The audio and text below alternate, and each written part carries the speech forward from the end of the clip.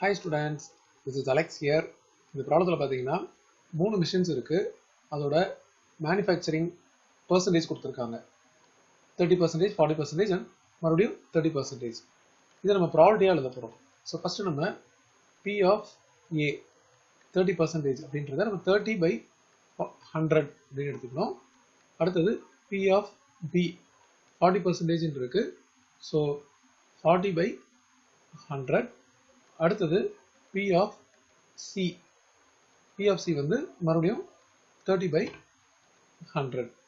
இப்போ total output வந்து 2%, 4%, 6% வந்து டிஃபெக்டிவ் அப்படின்னு கொடுத்துருக்காங்க.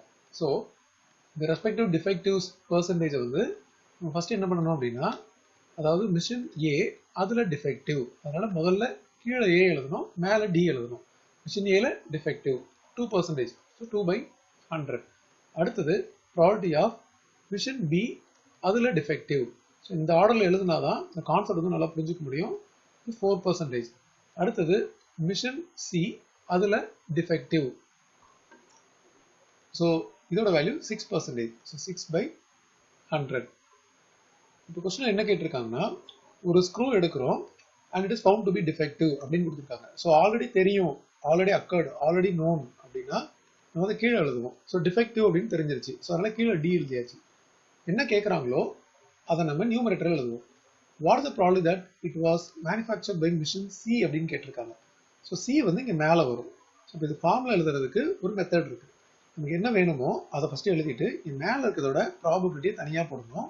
அப்புறம் இதோட ரெசிப்ரோக்கல் வந்து D/C ஹோல் டிவைடட் பை இது சியில் எழுதியிருக்கும் இல்லையா, இதே மாதிரி ஏல எழுதணும். இந்த டோட்டல் ப்ராடக்ட் எல்லாமே வரும். P of A into P of D/A. அடுத்தது plus P of B into P of D/B plus P of C into P of D/C. இதோட வேல்யூஸ் பார்த்தீங்கன்னா P ஆஃப் C வந்து 30%. ஸோ 30/100 அப்படின்னு போட்டாச்சு. D/C வந்து 6/100. இப்போ ஹோல் டிவைடட் பை நமக்கு வந்து P ஆஃப் A இது ஸ்டார்டிங் எழுதிருக்கோம், அதுவும் 30/100 அண்ட் P ஆஃப் D/A வந்து 2/100. So 30/100 into 2/100 plus P of B பார்த்தீங்கன்னா 40/100.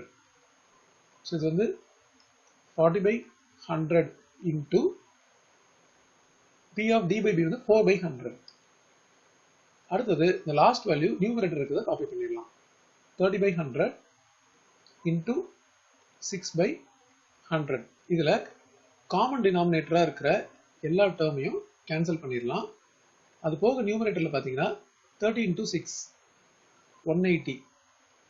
மறுபடியும் இங்கே வந்து 30 இன்ட்டு 2 60, 40 இன்ட்டு 4 160, மறுபடியும் லாஸ்ட்டில் 180. ஸோ இது வந்து 180 ஹோல் டிவைடட் பை 400. இது ஒரு 0 கட் பண்ணிடலாம். இப்போ 18/40 இதை டிவைட் பண்ணால் நமக்கு கிடைக்கிற வேல்யூ 0.45.